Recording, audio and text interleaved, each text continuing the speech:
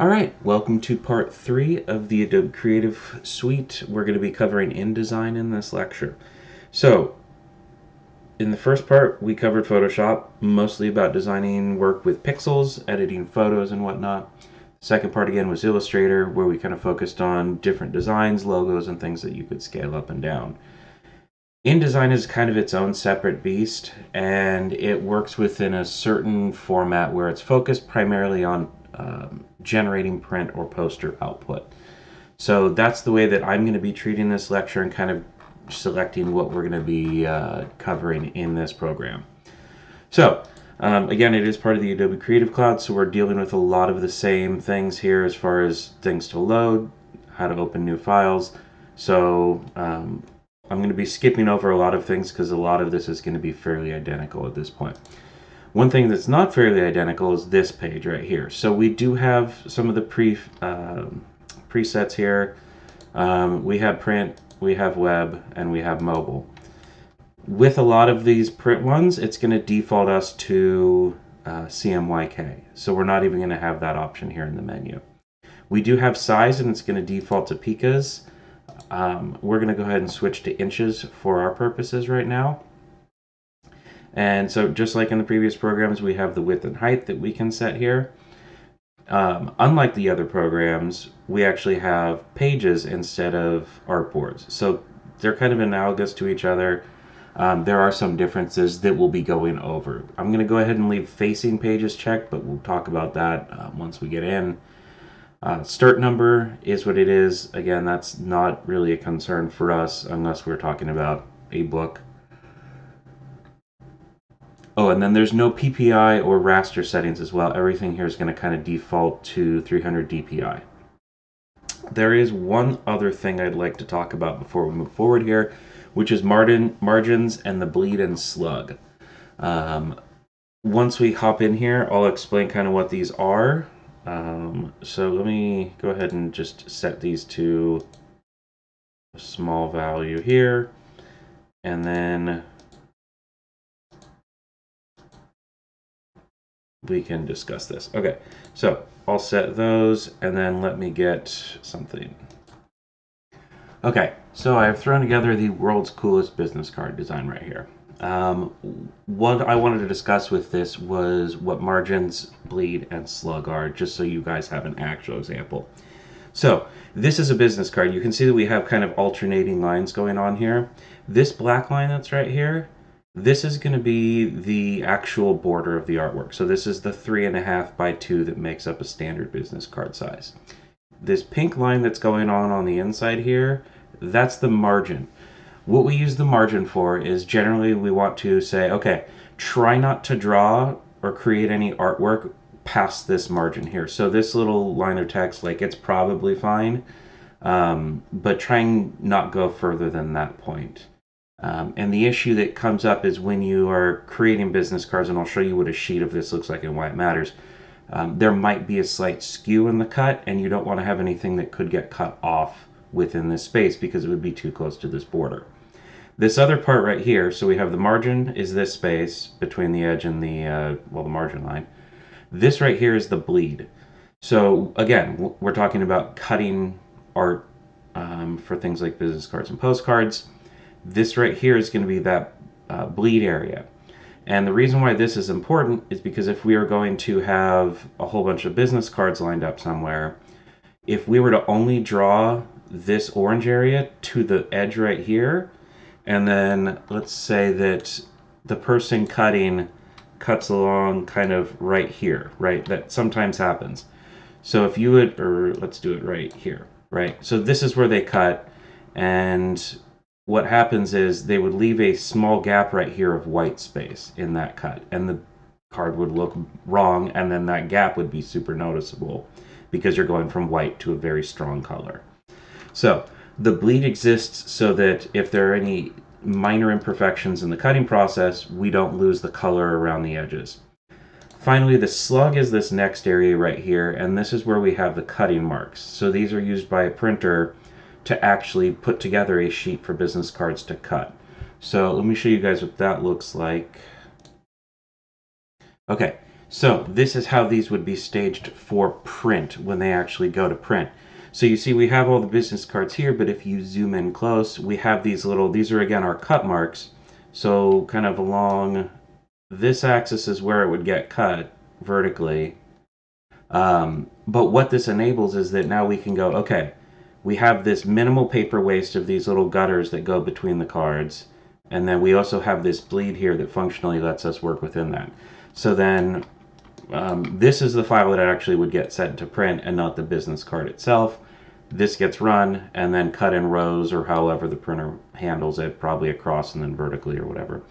But that working with that, again, the margin gap right here, the bleed gap right here, and then the slug to show these cut marks, that's how these things sort of get manufactured. So I wanted you guys to know that. Don't say you never learned anything here. Okay. So let's go back to here. Let me close that. Where were we in the lecture? We were just at the start. Okay, so we talked about pages. We talked about columns. Let's take a step back and just add some columns here. So right now we have one page. Let's go ahead and add in a column. So we'll go up to layout right here, margin of the columns, and then if we need to, we can add columns, and you can see they're popping in there in the background. So again, InDesign is going to be mostly focused on generating content for print, and then that's going to also mostly focus on things that have a lot of text. So a lot of the controls you're going to be seeing here are going to focus around text. But this gives us, and we'll talk about the text tool in a bit, but this gives us a nice way to kind of select places and put in text here. All right. So Workspace. Again, you guys are probably still, I think it defaults to Essentials. I'm on Essentials Classic. I'm going to have more windows than you guys do. If you need any, they're going to be right here in the window menu. Some of them will be in sub-menus, like we'll be talking about Glyphs, character, and paragraph later. I already have tabs for character and paragraph here. Pages is a big thing to manage here. And so again, this is set up for print. So what we have right here is the default none template right here, and then there's a parent. To add new pages, we can click on the plus button right here, and to delete them, we can click on the trash can.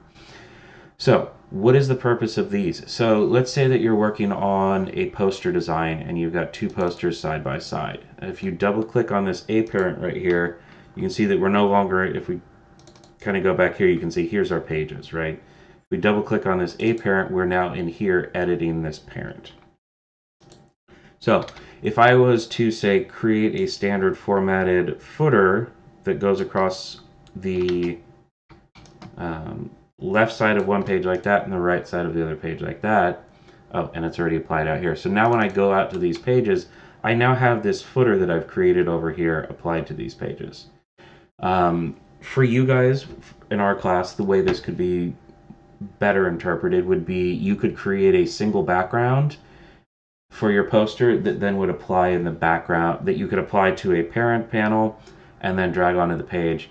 The advantage of that is you don't have a whole bunch of extra artwork in there, slowing the program down, and then getting in the way of the work that you're doing. Because if you create that in, say, Photoshop or Illustrator, you can now put it in the background, and it just sort of exists there. So adding new pages, creating parent panels, there's different things you can work with there. Typically, or more typically, you guys will probably just be working with a single or maybe two different styles. So you might have sort of your primary front poster, which you could do with a single one. So if we create a new parent, we'll just have one page, and then this will, and again, these are going to be controls very similar to Illustrator. So let's do that right there for one page. And then if we, let's see, layout, pages. No, I want document setup. And we'll uncheck facing pages. What that'll do is we'll change this now from sort of just one page at a time here to multiple pages like this. And then, so let's say that this is our primary poster right here, and it gets a primary header like that, and then the rest of our posters have just sort of a different format that isn't the same as the first one. So that's how you would manage that, is with these parent panels and then working within the pages. Okay. Oh, I guess jumping back to movement in case, just in case. Again, a lot of our controls are going to be very similar to the other programs. So again, mouse wheel up and down will scroll you up and down. Control and mouse wheel will zoom you, or will move you left and right. And mouse wheel will zoom you in and out. Control plus and minus will zoom you in and out. Control 0 will do 100%. Control 1 will do realistic. Yeah, so all the same movement controls. Jumping to this area right here, again, this looks very similar to the Illustrator panel. So we have a fill and we have a stroke. If we have something right here, D sets the default. So we're going to have an empty fill in this case instead of a white fill. Black stroke, default buttons right there, switches right here, or Shift X to switch the two. We also still have the gradients down here. So if we do have a fill, let me set something, double click to set the color. We have a fill, we have a gradient, and we have a no fill. So except for this bar right here, it's basically identical to what we would work with in Illustrator. We also have access to the pen tool here. So we've got the pen tool, everyone's favorite now, I'm sure. We have the plus tool as well, so we can add points. We have the minus tool to remove points, and the anchor point tool to go in and change points after the fact. So I won't cover those in any detail, again, because we already kind of worked with them. You guys do have other options like the pencil tool, which, again, I'm not going to cover, but this is kind of more like a freehand thing. It's its own thing. Now that we have some stuff on here, we have the direct selection tool. Again, works just like Illustrator. Oops. So whatever you select directly with the direct selection tool, or the selection tool, is just whatever's attached to the thing that you click on. So let's go ahead and clear some of this out here and keep going. Moving elements, let me throw a thing down here. So we've got this square here. It doesn't work if there's no fill, so let me add a fill to it, and now we can click and move. So again, you still have your click and move. Hold down Alt to do move copy. We still have our guides to some degree, so you can see that I've got all these little green guides snapping around as I'm doing stuff. Let's see.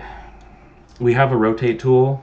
There is a slightly cooler function in this, and maybe it works like this in Illustrator and I just have never noticed. But you can see that it's rotating on that bottom right corner in my case. I can change that, so I can switch it to say rotate on your top center here, and now it rotates there.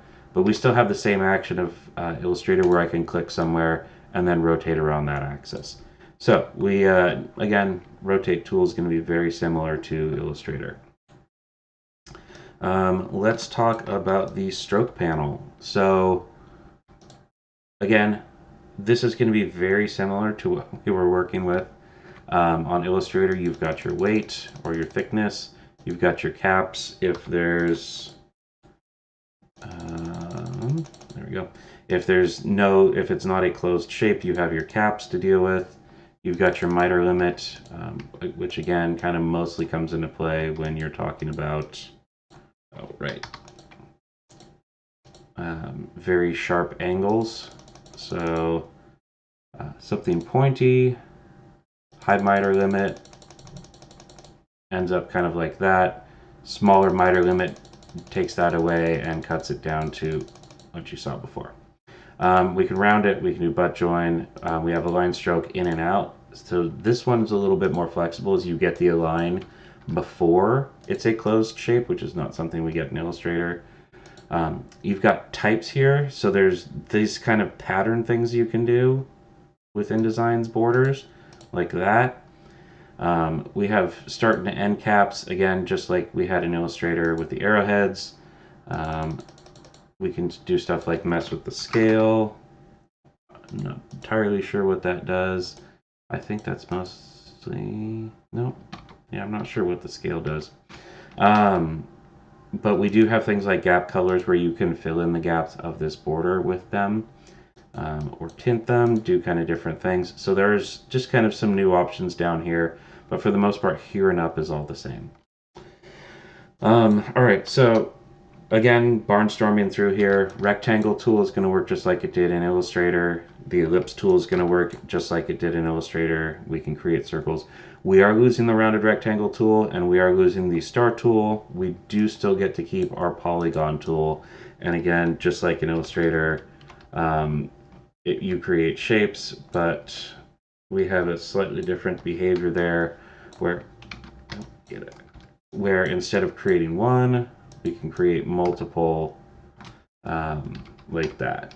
So you can do slightly different things, but it's generally not, you know, this is not the space I would be intending to work on graphics. I would mostly just use InDesign's graphic tools to kind of add something that I forgot and don't want to go back to Illustrator for. As seen, we already have our rulers on, so Control-R to turn the rulers on and off. They work just like they do in Illustrator too, so you can drag them out. We don't get the rotate option, so I can't rotate them. At least I don't think I can. I've never... They keep changing stuff on me. It's what happens when you use this stuff for as long as I do. So we only get kind of the fixed ones in here, which is unfortunate. Let's see. We have the eyedropper tool. So if you have something with a design, you can then copy that design over here. So let's say I have much thicker weight and this beautiful color contrast here. Now I can mix that with the same thing. We don't have the Pathfinder, for example, which is why I say this is kind of different workspace. No, don't need to delete that yet. We have transparency. I guess I need to open the window. No. I had it. Let me find out where it is real quick. Okay, yeah, it's under Window Effects, and it's hiding off my screen. Okay, so let me slip this in here, right there. So we've got opacity that we can set for different things. Let's select something first. And then we also have our blend modes as well that carry over from other software. So, layers, again, very similar to the way Illustrator works. We have a primary layer that has all these different things within it. New layers we can create. We can select things and drag them to different layers here. We can change the highlight color of the layer if we so choose. We can rename the layers. We can group layers within other layers. So it's very similar. Oh, no, we can't group them in there. That's a change. Okay.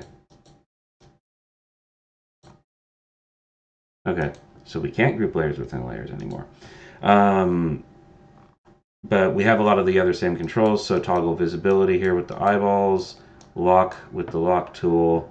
You guys get the idea. So let's get to the big thing that's going to be a focus here is the text tool. Did I just lock these? Yeah, I did. Okay. So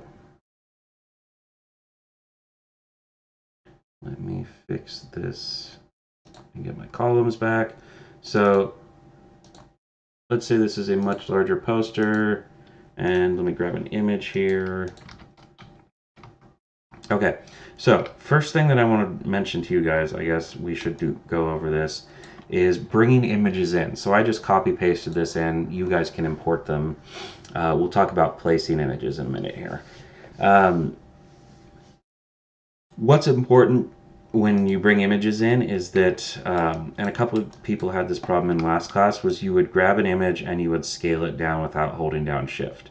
Now this is going to do two things in InDesign that you want to prevent. So I'm grabbing this, but I'm not holding down Shift. So it's not constraining it, so it scales unproportionally, right? The other problem with InDesign is you can see that what this did was effectively crop this image. I can double click in here and you can see, okay, here's the whole image here. Well, let me just scale it down. But now the aspect ratio is all squished and it doesn't look right. So when you're moving or when you're scaling things down in Illustrator, you want to do two things. First, you want to scale it down by holding Shift. That's going to constrain it so that it stays proportional. So that fixes one problem. We scaled it down proportional. The other problem is that it does that cropping. So if you hold down Control when you do this, of course it didn't work. There we go. When you hold down Control, I guess before you start doing this, it will scale it down proportionally along with Shift, but also it will scale the image within there. And that used to be a big problem with this program, is you'd have to do multiple actions to work with a bunch of images. So let me grab a couple more here. Oh, right, my internet's out. Let me see if I can use this one. There we go. So that one came in all right. So this is my presentation. I've got a couple images in it. Let's throw some text in here. So we've got, let's do text right here, fill in this area. I think I've still got some, yeah, let me grab some lorem ipsum text. This is just filler text for different things. So let's say that I've got my text right here, and keep adding some more there. And again, we're using the same thing that lets us flow text that we had in Illustrator as well. So there, I've got this design, I've got my text flowing, but it's covering my images. So what I can do is I can click on the image, and let me just double check here. So we have the text wrap. I'm a little bit out of order for my lecture because I was going to go to something else. But we have text wrap right here, and what this does is this is going to tell it wrap a bounding box around this. So this will force InDesign to actually wrap the text around these boxes in a way that kind of keeps the text off the image. Now, because these have this dual crop layer that goes around them, we can not only go in like that, but we can also go out. And once we're out around there, it functions as a margin around the image. So this lets us kind of have our images in the space and then work within them. Another cool thing about these is that they function just like vectors in Illustrator. So what we can do is use the add tool right here, and I can, if I can select it right, where am I on? I'm on that, and make sure that's on top. So I can add points on these lines, and now I can actually treat this box just like a shape in Illustrator. There's not many super practical uses for this unless you're trying to do something like, no, not that. I want this one with this tool. Unless you want to just kind of like do weird wrapping things like this. Let me see here. Yeah. So you can do different kind of wrapping things like that where you just kind of force the text to leave some space around an image. But yeah, so if you ever need to shape things around things, otherwise you might just want to come in with, like, let's say that we want to have a nice shape like this, and then the lazy easy way to just kind of cover this is to do that. Why do we... Does this come in transparent too? X. Yes, it did. Okay. So you might want to do different things like this where you actually overlay an image. I'm sure there's a cleaner way to do this. And then you can grab these and kind of let the text flow. If we move the images to the back, oops, wrong back. No, that was the right back.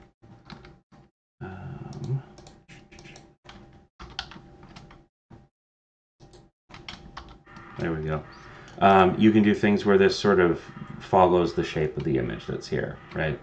So you do have some ability to do adjustments like that. I think it also works on the text itself. So if you put a point on the text line, you can also shape the text as well. So there are some cool things like that where you can mess with the image borders and the text blocks that I don't think works in Illustrator. At least I've never tried there. I haven't also talked about the text tools, and these exist in Illustrator and to some degree in InDesign as well, or sorry, in Photoshop as well. So we didn't really cover it, but there's the character box. We just kind of briefly talked about, hey, change fonts and stuff. But this is under Window and then Type and Character. If you don't have Paragraph, grab that too, and grab Glyphs as well. Mine's right here. Okay. So when you have text, you can go in there and mess with the different settings. Mine's probably freaking out because I have all these weird things I've done to it now. But again, you would change the different fonts you're using to those beautiful ones right there. So we can change our fonts, we can change our font size. We can also change our row height or our line height as well with this menu right here. And something that's pretty common is the line heights are usually a bit tight on everything. Let me get Calibri here because I know that's got some settings. So you see right here when I did Calibri, what it has is these sub fonts that are different styles, right? Those will show up here, so I can have light italic, regular italic, bold, and bold italic. So these let me add slight different changes to the fonts if I want to do that with this menu here, but it only exists if the font supports that. We have, again, our font size, but our line height right here, it's always nice to kind of bump up the line height a little bit higher than the actual line. And you see how like we have this like gap between the highlight? I usually like getting that just so that it has a gap there. And that can actually help improve reading on text. So if this was a little bit tighter, it kind of becomes a little bit harder to read. So I find that that tiny gap right there, just that last step before you end up kind of a full block, makes it easier to read things. These other settings I would generally not recommend messing with, just because those are kind of more advanced typesetting things and you can just kind of end up making stuff look goofy. So as far as paragraph though, let me go back in here. So we have a couple settings here. Again, we have our left justify or our left alignment, which is standard. Center alignment, pretty standard. Right alignment, pretty standard. We also have justify, and justify, what it's going to do is if I'm on left justify, like right here, versus left alignment, you can see that we end up with sort of hyphenated things and an uneven edge here. It actually can clean stuff up a lot if you do a justify with an alignment right there. So this makes it so that I have my text kind of filling up this whole column. Again, it's pretty typical of what you would see in something for print. My OCD just went off because that was out of alignment. Okay. So you would have different settings here for doing that. It's not as obvious, but we can see right here, if we do a center justify and a right justify, you end up with different things.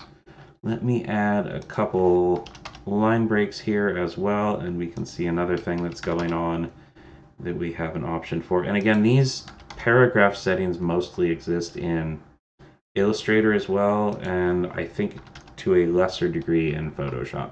So let's say we were working with a left justify because right's kind of weird. And then let's say you wanted to add a little bit of space between paragraphs. So we have this row right here, which is the space before and space after. And what this does is add space before or after paragraphs. Now, because this space right here is an after of this paragraph, and then this space is also a before of this, you do kind of end up with these kind of being the same action in a lot of ways. So typically I just use, the after if I need to. But that can help you differentiate the gaps in paragraphs, especially if yeah. Let me go back there. Okay. So just kind of add a small gap to indicate even more difference between paragraphs in the text that you're working with. So let me bump that up. And you can kind of format things a little bit nicer there without having to just do a whole bunch of hitting enter or whatever. Another issue that we've got going on here is we have a lot of hyphenation because of these tight columns. So we've got this hyphenate box that we can uncheck. That'll get rid of those. And that's kind of going to add a whole bunch of space here because this image. So let me get rid of, let me move this guy. Nope. And get this guy out of the way here. Actually, let's just delete it because it's in the way of what we're trying to do. Okay. So, yeah, so hyphenate, if we do that, you can see it kind of changes how many lines we're taking up. It makes it easier to read, especially if you're working with justifies. Another cool thing is the initial indent right here. So that's going to be this line right here. And oh, it did it to just the one I had. Let's set it to 0 and then try again. So with this, we can indent all of our paragraphs as they start. Another cool thing that I've literally only ever used once is the first letter indent. And so that what you can do with this is bump up these, there we go, the size of the first letter. If you're kind of going for that old-timey manuscript feel, you can do something like that. You can also change how many characters it does it to. That's more something you'd want to manage on like a paragraph by paragraph basis. So maybe this one I do 5, this one stays at 2, this one goes to whatever the limit is. So you can do different weird things with some of these settings, and I'm pretty sure that the specifically that one doesn't exist in either of the other programs. Okay, so we've done text tool, character, paragraph, and then glyphs. And this is going to be symbols, and so this just, yeah, this doesn't quite work the way that we're used to in the other one. Let's see if I can get one of our fun fonts in here. So let's switch to a glyph font. And so now we have, let me actually just go to material. Material icons. Yeah, and so see this one just, entire font, there we go. So this kind of works the same way. I just like the implementation in InDesign, or sorry, in Illustrator better. But that's kind of it for this. Oh, so placing things, that's the other thing that I wanted to talk about. So we have this option right here, and you're going to want to do, where is it? Did they move it again? Oh, no, it's right there. Okay. So what place does is it lets me import an image. So let's say I've got my business card from the previous example. So we'll go ahead and throw this in here. Oops, not in there. Let me make a change to this real quick, actually. Okay, so this is something that you guys are going to be needing to know for your milestone, oh, sorry, for your project. So when you go into the place here, I'm gonna import the PDF of my business card that I made for that other thing. The other thing I'm gonna want is to check show import options right here. So I'll hit open, and we'll do, we're just gonna do place. And then it's gonna give me this option for the previewed page or all. And what I'm gonna wanna select is the range or all in this case, because I want both of them. We can also change the bounding box. So in this case, I can choose to crop it to the media. And then we can choose a transparent background or a not transparent background. I'm going to want to choose not, and then we'll crop to media. So what happens when I do this is it should import with a white background, just in case I had transparency here, which you guys might end up with in some cases. It's also going to just limit it to the media so that I don't have to see the bleeds or the cutting marks there. So I'll hit OK. It brings it in, and now I can click. Of course, it didn't work. Oh, because I didn't export it right. That's why. Okay. Well, anyway. So we can just change this here. So let me just edit these down to 3.5 by 2. and 3.5 by 2. But what this allows me to do is it allows me to place this business card. So let me go down here in a clean space and redo that. Let me try importing the Illustrator file instead. Place file. Okay, so this is working a little bit better. No transparent crop to media. And so then now when I hit OK, I place this, it gives me the option to place the back of this business card. If I just dragged this file in from outside, it would do that. So you want to use those import options when you're working on bringing things in. Now, one thing this is going to do is introduce a little bit of complexity. You're going to have these links right here, because now that I've linked that file into here, it's going to actually, like, how do I put this? It's going to reference that file. So if I go back and I make a change, so if I go in here and I say this is no longer Bob Boberson's card, all right, Boberson. So let's say I misspelled his name. Now if I update this PDF, actually I did the PDF up here, I did the other one here. We can see that we get this little mark here indicating this is modified. I can double click and now it's going to update that to the correct version, where I'm not going to go and do all the other ones. But this creates a link to that exact file. So if you make changes to your files, they're updatable. The other complexity it adds is if you don't have a document structure like the way I've been teaching you guys in the previous milestones, or the milestone and the demos and whatnot, if you don't do that, or you send me your file without including that structured system, I won't be able to see those. And so that was something I kind of got on my first couple classes with InDesign with, is they would send me just all their files loose, but because they were, the file would link to someone's desktop, and then to another folder in their hard drive, and then to a source file somewhere else. I wouldn't have that full structure, or you guys would just not send the file with it, so I wouldn't have the file to work with. So that's why, again, the file structure I'm teaching you guys is important, but also just making sure that you're placing things correctly with the place tool, and then keeping the files included in everything. So there is a method to my madness that I'm going with here. Okay, that's going to be all for the lecture. After this, go ahead and hop into the milestone, and I'll see you guys in a milestone video.